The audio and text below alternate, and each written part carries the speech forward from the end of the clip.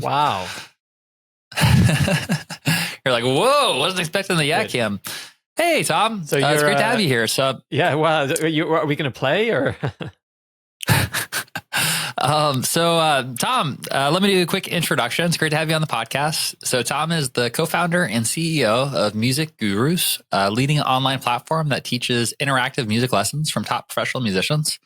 He's got a background in economics and consulting, leveraging strategic expertise to drive innovation in music education technology.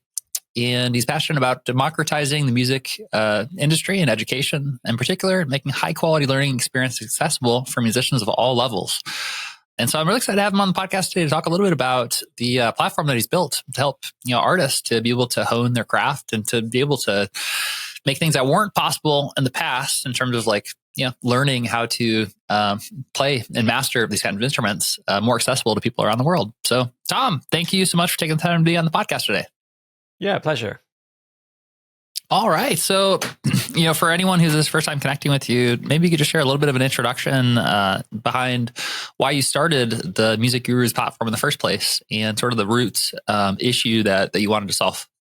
Yeah, sure. Yeah. So just on your summary there, I do actually have a background in music. So that was kind of the first kind of passion and thing that I studied as well. So I guess that might be a ChatGPT summary of my bio. I don't know, but I'm sure it is that in our team. But I guess maybe did we miss that part? Music. I assumed that you probably have music in your heart and your DNA based on just being in the music industry. No, that's partly true. I guess the economics is kind of more recent, So I guess just kind of going back a few steps. So when I was a kid, when I was a teenager, I was just really into music, and I would play in bands and with my friends, and I learned guitar and played classical music, and then eventually decided to go and study jazz music. So I did a degree in jazz guitar, and I guess kind of a formative early experience of music was, writing a song and forming a band with some, people that I met at my school. So, I guess, when you're younger, your friendship groups are really based around, the people who you share a common interest with, right? So you're kind of into sports or into music or whatever, or art. And I was really into music and hung around with the music guys. And so I wrote this song. The singer's mum knew a quite well-known manager in Scotland at the time, and so he managed a band called the Proclaimers, which wrote, I don't know if you know, like the song 500 Miles, like a Scottish, quite well-known Scottish song. I would walk 500 miles and that's the one, yeah. So like everyone in every bar, around the world has sung that song at some point. But so she sent this demo tape to this manager called Kenny McDonald, and he liked the tape, and he was like, "Yeah, of course he potential did here." Of course he liked it. This is a song I wrote, when I was 14, kind of pissed off with my parents, I think, sitting in my bedroom. And so he said, "Why don't you go to a studio?" So he paid for us to go and produce a really professional demo, and he started, finding opportunities for us to play, around the country in competitions, and supporting some quite well-known artists. And so this was, as far as I was concerned, like my dream had come true, straight out the blocks. I hadn't really done anything at that point. I'd just written this song and played it with some friends, and suddenly we were. Wait, are you saying that you wrote that song? Things. I didn't write 500 Miles, no, but I wrote a song that was sent to the manager of the Proclaimers, who wrote that song. Oh, okay, got it. Which is still awesome. I think, so it was just like an exciting early experience of music, right? So that got me excited about it, and and the potential of working in the music industry. So a few years went by. Like I said, I learned classical music, and then I studied jazz because I was really into the kind of the harmony and the theory behind it, and kind of the insight that it gives you into understanding like why you're playing the notes that you're playing, rather than kind of putting your fingers in the right places, if that makes sense. And then after that, I needed to make a living, right? So needed to make some money. And I think this is a challenge that a lot of artists face, is that, when you're younger, it's kind of your passions that kind of dictate the things that you decide to kind of pursue and that you want to, really study. But then the kind of the practicalities of how to sustain yourself, as you get older kind of take over, right? And I guess I found out about, consulting and sort of, I guess, finance and strategy consulting through some work that I was doing, and got really interested in that as well, because the kind of the problem solving element of it really appealed to my brain. Kind of exercised the same parts of it that playing like jazz music does. And so I went to a quite well-known business school in France, which was an interesting journey in itself, just learning the things that I needed to learn that I hadn't learned when I was younger to pass the exams, and going and learning other languages and this type of thing. And I lived in Berlin for a period before going to business school, which was also an amazing experience. And I was actually just very, very torn when I got this offer to go and do this MBA, because I suddenly felt like I was in this this kind of crossroads, where my life could have gone two different directions. And one of the ways that I thought it could go was just to stay in Berlin and play music, and get really serious about that side of things. And I decided, I got a phone call from the dean of the school, the business school, and said, look, just come. If you don't like it after 3 months, we'll refund you, and no worries, And so I decided to go, and it was, super challenging, and I'm really glad that I did. I think it was the right decision.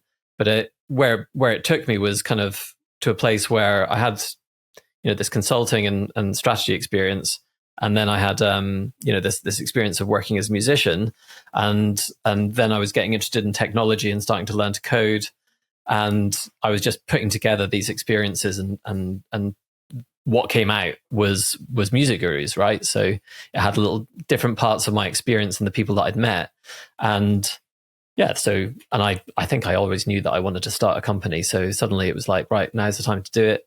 And we got cracking. And I guess the broader problem that we're trying to solve is just like, how do you have a really great music learning experience online?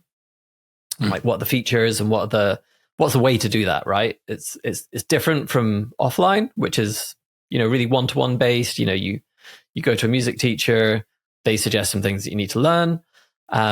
You go and buy some sheet music or some books that support, give you the information. And kind of online's a bit different. And I guess what is becoming popular is just kind of creating video courses as a really practical way to learn music. And that's kind of the way that we've gone, right? It's kind of online digital content, kind of enhancing it with interactive features so that it becomes more useful, right, than just like a sort of static piece of information. And we've been going for 8 years now, and we've raised funds in 2 tranches. So we kind of had the sort of basic idea back in sort of 2016, 2018, and we just got a very basic MVP. You know what I mean by MVP, like minimum viable product. So,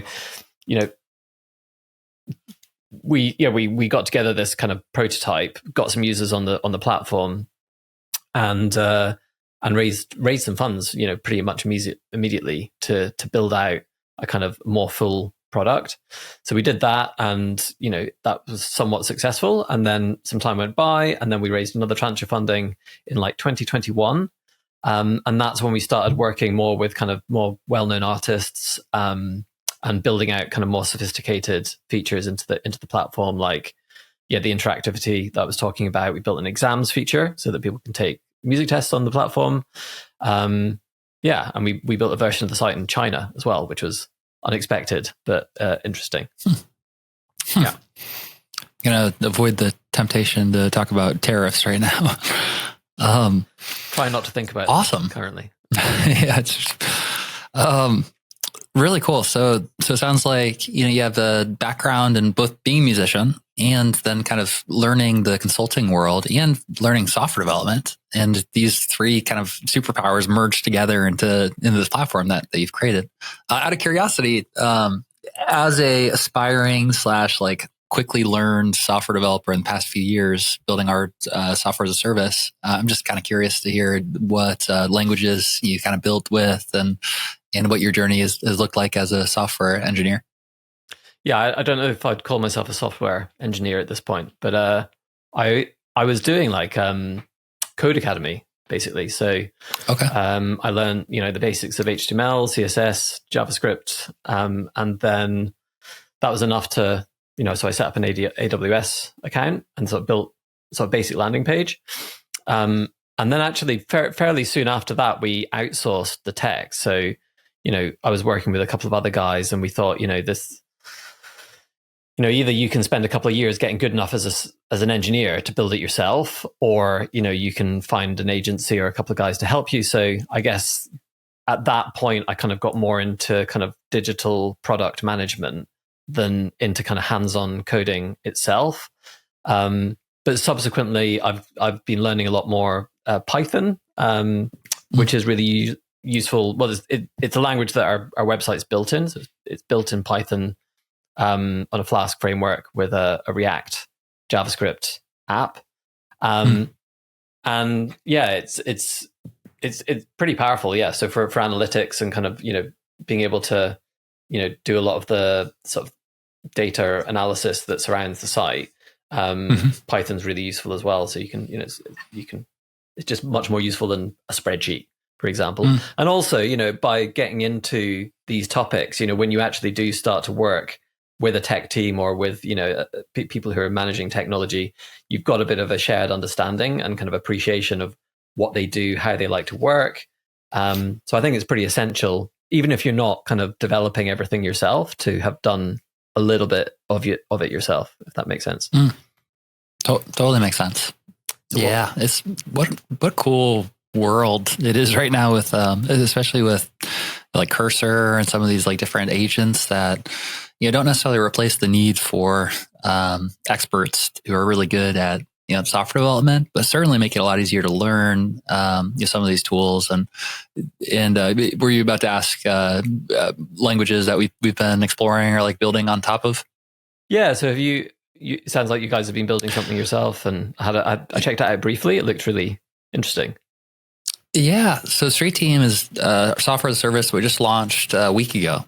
Very fresh. But basically it's a CRM platform for artists to connect with their fans. It's sort of like if this might be like my elevator pitch. If Patreon and Discord and Facebook groups had a baby, but instead of Mark Zuckerberg owning your baby, the artists own their fan data. And so they can send out emails, they can build CRM workflows and automations. We call them journeys to be able to craft a user journey for their fans.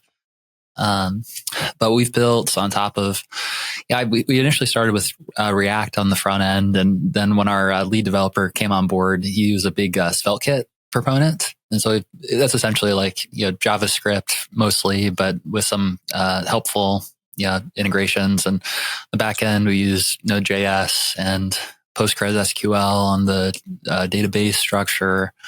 And I'm like I feel like I'm getting my footing. Like I was working in high school, like math. So like I like the code and learning analytics and like in all this kind of stuff. But it's been fun. And certainly it feels like right now is sort of a magical time in all sorts of creative endeavors where in many ways in alignment with what you've built as like a tool because of the internet, because of the accessibility. You can learn so quickly. You can do things that just weren't possible in the past. So I would love to hear you share a little bit more about this platform that you've built, and maybe what your favorite part, or what kind of the biggest opportunity you think is right now for artists who could use it, and what do you see people getting the most value from when they're on the platform?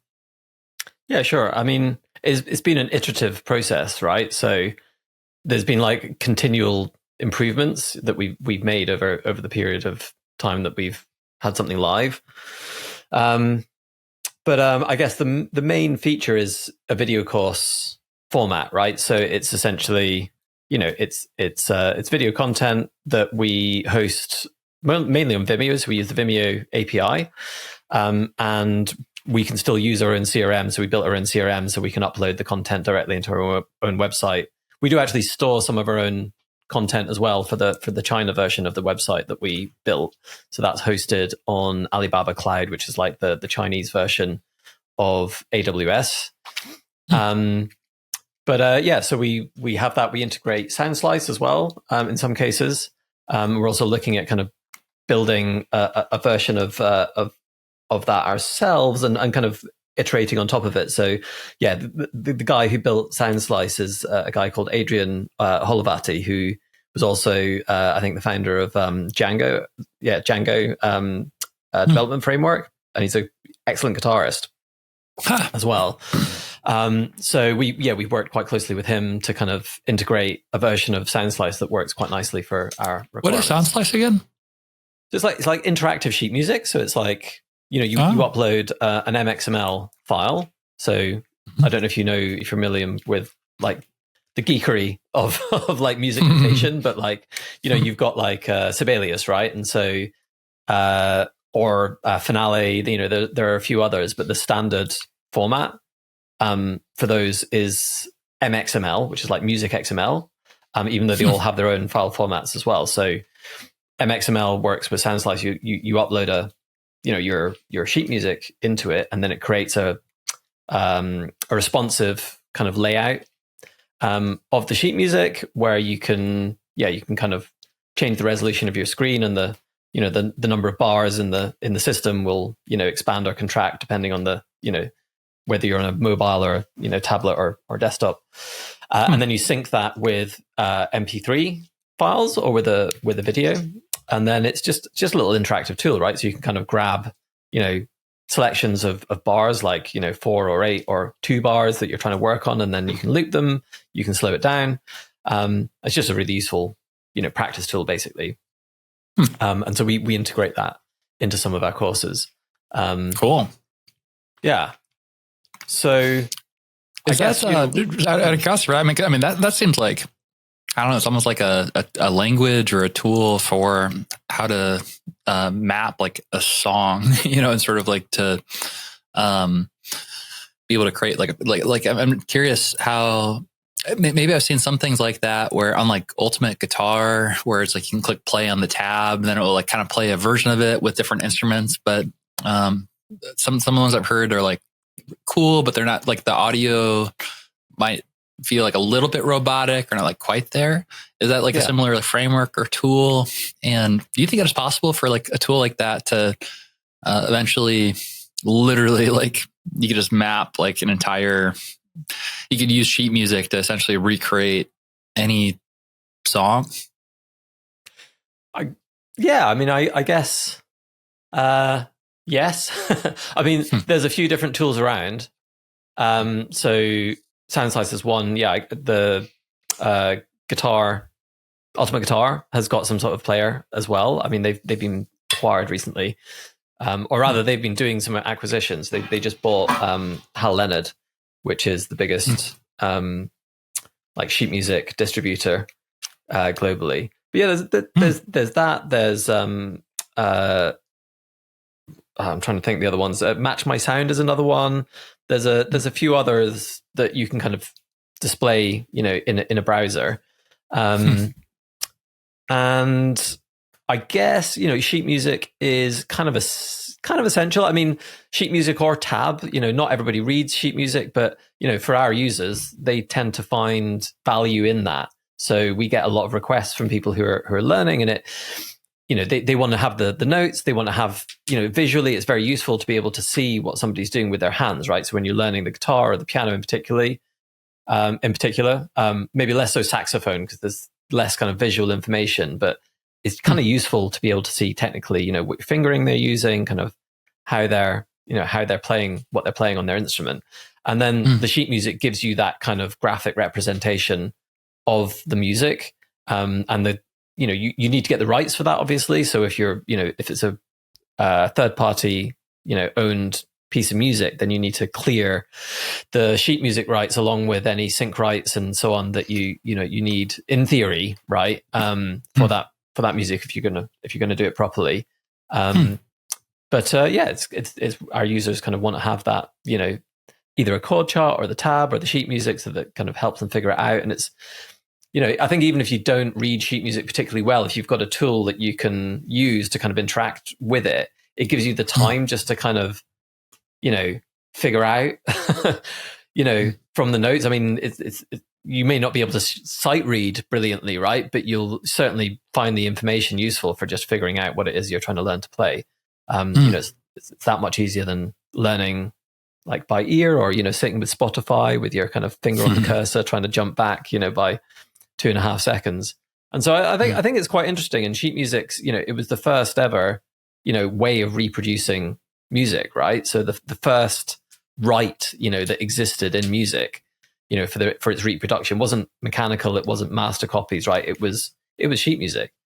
So that's kind of the original way that people had of, back in, 200 years ago, if you wanted your music to be reproduced, publishing it, you couldn't record it, you would publish, a book of your sheet music, and then people would use that to play it, on their pianos or in orchestras or, chamber groups and so on. So I think it's quite fundamental, and it's like, it's a kind of a secret ingredient. So for kind of the online learning space, it's like, it's not very valuable. Like, people print out stuff, sometimes you can buy very nice, nicely designed kind of books that you can have, on your music stand or in your house, and it makes you look a little bit more sophisticated or cultural, right? If you've got, some sheet music on your coffee table or something. But it's kind of essential, right? So, if you learn music, unless you're like Jimi Hendrix, right, who probably, he would have read chord charts. He probably wasn't reading sheet music, but he would have, been able to read something, despite what people say. But, if you learn music, you need to have some sort of sheet music present. And the overall market, for sheet music is probably around $1 billion, which is, in the great scheme of things, it's kind of tiny. But unless you have, that within your product, then it's kind of not usable by the user. So one of the things that we've been doing, in terms of the kind of the content production side of things, as well as the kind of the tech integration, is kind of adding sort of sheet music notation, either kind of in the videos or, synchronizing it with the videos using, something like SoundSlice. And then also kind of going and getting that sheet music from publishing companies, from sheet music publishers, and finding ways of digitizing that and kind of adding value to it, so that, we've got that on the platform and people can use it in a kind of modern format. It's quite a long ramble. That's awesome. Music, but it's interesting. I think it's definitely interesting. Yeah, I mean, even just from a standpoint of like the foundation of music and how it was recorded and reproduced, and just the experience like today of learning how to play a song, and you describing like, well, like, one way I think most of us that are musicians, I think, can relate to this, that at some point we've tried to learn a song by like opening up the file. I remember when I was playing guitar, it was like, I would open up the iTunes file and I would like click play, and I was like, I'd try to like play it, then I would try to like go back. And it was so much easier when I actually had a guitar tab or something, like a map. You'd actually see, this is how you play it. So it makes sense that that's, a foundational tool that you've built into the platform. And I'm curious, for anyone that's listening or watching this right now, that maybe they feel a bit torn because they know, like, they love playing music, they'd love to improve their music chops, but maybe they feel a little bit time strapped, or they feel like, they have a day job, or they have something else, and like music kind of is something that often takes the back burner. Do you have any recommendations for how they can build the habit or build some momentum, and maybe using the platform is a great way to start kind of building this. But what do you see working best for artists as it relates to like creating a consistent habit of improvement? Yeah, that's a great question. I mean, I don't know how well we solve that problem at the moment, but we've got a lot of, feature ideas on the roadmap for this kind of area. So, I guess, the one thing you need to, to have, to learn is a song to learn, right? So that's kind of, there's two different types of content that we have. Part is kind of lesson content, which is like, sort of motivational or kind of giving you insights into kind of how to learn.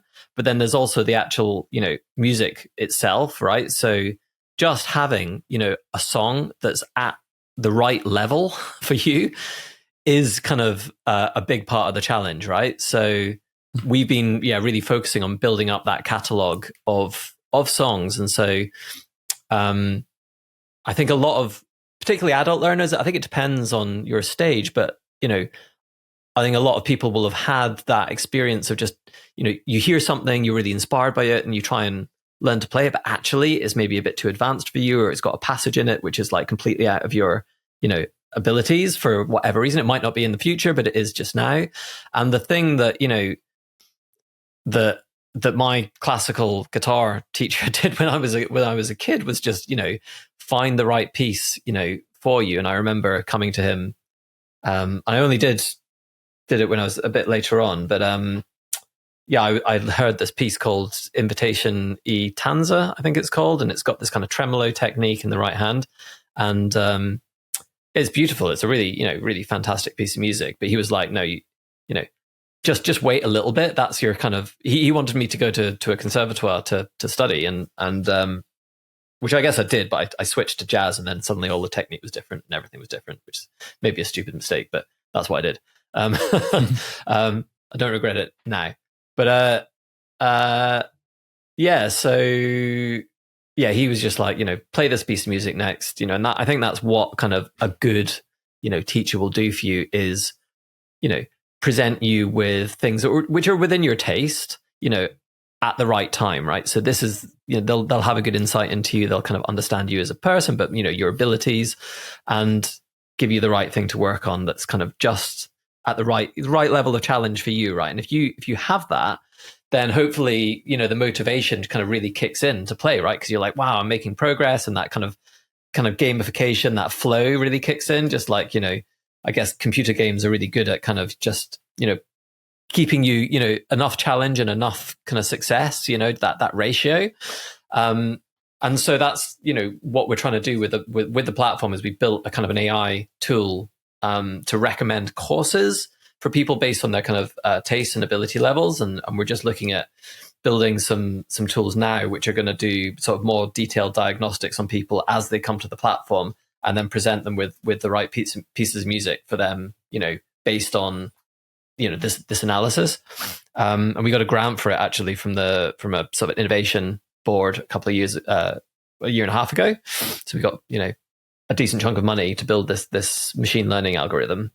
So the next steps would be to kind of enhance that. That's kind of the focus at the moment. And so the challenge is partly building the tech to kind of do that onboarding process and kind of be that kind of online teacher that kind of understands you and sort of presents you with the right material at the right time. But it's also just building up the bank of content, that's available, because the more material we have, then the more we can recommend to people, and the more different types and tastes and types of learning style, I guess, we can cater for. Yeah, super cool. Yeah, I mean that definitely rings true for me. I remember when I was first learning guitar, and I was classically trained on piano when I was like 6 years old, and so for like 10 years, I learned how to play classical songs on piano. And, I think I enjoyed it from like a challenge standpoint, from learning kind of the gamification, but definitely took on a new life when I started learning to play guitar and I could choose the songs that I wanted to learn. It was like all of a sudden, instead of like kind of having, like, I had to be bribed to play piano. Basically, my parents were like, hey, like, we'll bribe you to play piano with video games. But with guitar, like, I didn't have to be bribed. The other, thing that was nice about it was I was in high school and I was like, wow, girls think it's cool when I play guitar. So that helps too. But it definitely feels like having that ability to choose the songs. And it sounds like what you've built with this tool is actually a recommendation algorithm that kind of does some of that work for you to recommend what's actually going to be on the edge of your comfort zone. That's going to stretch you in a way that it's like a rubber band. It stretches you enough so you don't snap, but like, enough to kind of build this, this challenge. And that's a great way to help you grow. Really yeah, cool. Exactly. Yeah, exactly. I think it's particularly common with like adult learners, right? So we get a lot of adult learners on the platform, and I think that's a really common use case for, for online learning, because I think kids are more likely to have like, learning opportunities at school, right? So certainly in the UK, I don't, and in America as well, right? You have music lessons as an offer, when you're at school.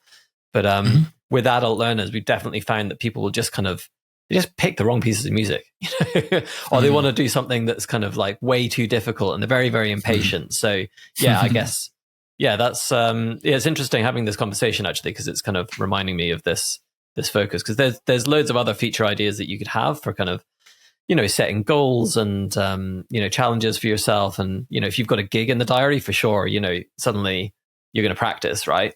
So those types of things, you can kind of introduce through kind of community and various different ways. But yeah, the kind of the bedrock of it, I think, is that having that syllabus basically of content. And it's been a much harder problem to solve than we expected. I thought it was just like, right, we'll just go and get some content, we'll license some content, we'll stick it on the site, and that'll be it. But actually, as it turns out, there's it just took to figure out kind of how to build these syllabuses, and also to realize that we can't do it ourselves, and that, there's already companies out there that have already solved this problem, of how to arrange pieces at different levels, right? So if you go and transcribe like pieces of music from Spotify, then pop music wise, nearly everything ends up at what we would call like grade 4, like everything's kind of intermediate pretty much.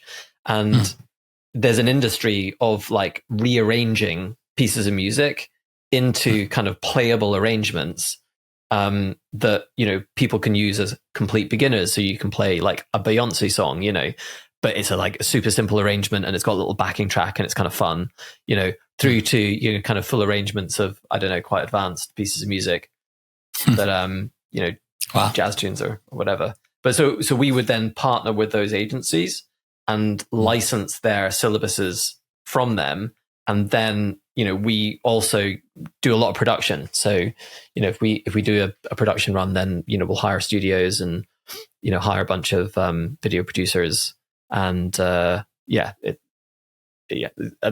artists as well, right? So we're also supporting, I guess, artists by paying a lot of session fees and paying royalties and so on to musicians in Europe, but also around the world. We've done various different projects that hopefully have put some money back in the hands of creators. But yeah, so interesting to hear about your music. So where did you go with it? You started playing classical, and then did you start like playing in bands and stuff, or how did it work? It's funny, kind of a similar story to what you had mentioned. In high school, I started a band with some of my classmates, and out of high school, we decided to pursue a career with a band. And we went from living in our cars at the beginning, playing shows to nobody, to eventually releasing an album that hit number 2 on iTunes and getting about 24 million streams. Then about 7 years ago, I got married, started my family, and transitioned from touring and being gone to having a family. And we've got three kids now that are 6, 4, and 2. And that's my life story in 10 seconds. But similar story to what you're mentioning in terms of like music, starting to make music with my friends, and that turning into like a passion. But definitely a different style when it came from a place of me choosing the songs and being like motivated intrinsically from it without the kind of external bribe part of it. And ironically, I mean, I feel like I got a lot out of the piano lessons that I took that were sort of like, it was like not the style of music I wanted to, but a lot of it when I was touring full time and like had a real career with it was more like playing by ear and more of like the skills that I picked up through the part of the process that was more similar to what you help people with in terms of adapting the styles to like their personal tastes. Cool. It's really interesting here what you were describing with how there's like there's frameworks, so there's agencies that basically like help to create beginner, intermediate, advanced like versions of those songs. I had this like flash that came up, and I'd be curious here if you think this is like a possibility or this is where things are headed. And maybe from a licensing or royalty standpoint, I don't know if this is possible, but it seems like the kind of thing that an AI assistant could maybe help with in terms of like, what you're building. And if it knows kind of the skill level you're at and it knows the piece of music, then it might actually just like personalize it and actually make a version specifically for you on the spot, kind of based on the exact level that you're at. Do you think that's something that's like, is that kind of what you're working on, or do you think it's possible? And I don't know what that looks like in terms of royalties as well. I mean, reducing like the cost of production, for sure, right? So there's several steps to that. So I guess you need the arrangement. Then you need to record that arrangement, and you need to record it in a way that's kind of sufficiently isolated that you can, you could have no guitar part or no piano part or whatever. It's that. I think people used to call it music -1, but that's what these companies will do. Is they'll obviously do the arrangement, but also record it as well, and then you get like a sort of nicely engraved piece of sheet music that kind of is all set out correctly. There's no mistakes in it because people get super fussy about mistakes, like very, very minor details if they're wrong, especially in the classical world. If they, if there's a collision between some notes or like there's a rest that is written in the wrong way, then they get very fussy and they send us, customer service. So, so we have to kind of, I don't know how purist you want to be about it, but for sure, like backing tracks, for example, if an AI, content, sort of creation algorithm, could create backing tracks for you in different styles, then that could be pretty useful. And then obviously, you don't have to pay for the studio and the musicians to record it. So it's not great news for artists, but it could be useful for kind of producing, high quality, or at least, cheaply recording, content for the site. But again, like one of the problems that we're trying to solve is quality. So, there is a lot of content around, and there's, people do it in different ways. There's free content around on YouTube. But it's, it's a bit of a wild west, and I think a lot of people come to us because they want something that they can trust and that kind of reaches that quality threshold. So actually, I expect that it might take a little bit of time before we figure out exactly how to kind of use, AI, so audio, generation, for example, in a way that results in an end product that people consider a premium product, right? So, if you look at like, we would call ourselves a Netflix for music learning, right? So I guess you can have, AI generated kind of deep fakes and stuff, right? But it's probably a while before the actors don't get used to create a Netflix series, if you see what I mean. And if you want the video component as well, then, if we're recording the video and that the video has to be, in sync with the audio, then we probably need to just make it. And I think it's better for artists as well that, we create the content from scratch. But for sure, there's some efficiencies there somewhere, and hopefully ones that don't result in too many artists losing their jobs. But I guess on the other side of that is I think there's a huge opportunity for artists to, create content off the back of the IP that they create for their fans. So, one of the ways that we see users coming to our platform is through, these kind of celebrity endorsed courses that we've created. So, for some people, I guess, I think the figure is like 50% of households have got a musical instrument in them, but like 90% or 95% of people give up, within the first year of playing. So I think that's a Fender stat. So there's a lot of people, who've learned some music in the past and they have a musical instrument at home that they can play. And so, seeing a product or a way of learning that your favorite artist has just created is like, an awesome way of like getting into playing music and getting back into it. And from an artist perspective, I think it's it's a bit like merchandise, right? It's a great way of, earning, in a way that's kind of, in keeping with your kind of artistry, So yeah, huge opportunity because not only is it a valuable service they can provide to the community and a great way to generate revenue, with your music, but also in a way it's almost like you're training people to promote you and promote your music because you're teaching them how to play it. And when they play your music, people are going to hear it and then they're going to go stream the song as well. So it's a pretty genius thing as an artist to be able to create. Right. So that's going to massively increase engagement, right? So yeah, that's you're saying it better than me. So that's definitely the case. Yeah. So we would, I guess, we would love to work more with artists as well as creating these kind of catalogs of songs, which hopefully, the licensing will flow back to those artists as well, that those publishing revenues. But yeah, working directly with artists and creating products for their fans is like an awesome thing to do. There's huge potential in it. I was looking at some stats around Spotify, so I was seeing that like apparently there's 11 million artists on Spotify, but only 11,000 of them are earning over $100,000, from their music in 2024, right? So it's like there's still this kind of like, it's very, very difficult to make a good living. I mean, obviously, if you're making $100,000, from streams of your music, that's a good position to be in, but that's 11,000 isn't that many people, right? That's probably about the same number of employees that Spotify has, let alone, the number of artists and songs that are out there. So, doing trying other things, other ways of reaching fans, is a great thing to do. And actually, we're going to be doing an event soon with a band called Brand New Heavies that was quite kind of famous funk band, and so they want to do like a sort of private kind of masterclass in a studio in London. So we're going to be putting that on for them. So there's lots of exciting ways of earning, I think, from education for artists that aren't just sitting in a room with somebody and teaching them like one-to-one. I think there's a lot of scope for producing different types of product. Super cool. Yeah, seems like a great opportunity for artists, especially artists that have built an audience, and they want to provide more value to them and do it in a way that they're creating, promotion, as a byproduct. That's pretty cool. And for the people who are receiving it, what better way to learn one of your favorite songs than from the artist, kind of showing you how they do it. It's pretty cool.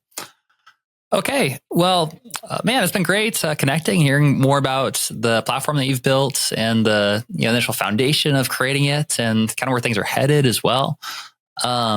If anyone here is interested in checking out more and potentially either signing up for the platform or digging deeper into it, what's the best place they can go to learn more? Yeah, just, I guess, send an email to info@musicgurus.com and someone will pick it up and get back to you. Or send one to me at tom@musicgurus.com if you like. And it'd be great to hear from people, any artists, anyone who wants to learn. Always interested in doing more things. So awesome. Thank you very much, Michael. It was really nice to speak to you. Thanks for that. It was great. Yeah, I really enjoyed the conversation. Yeah. Thanks, Tom. Appreciate you taking the time to be on the podcast. Yeah, pleasure.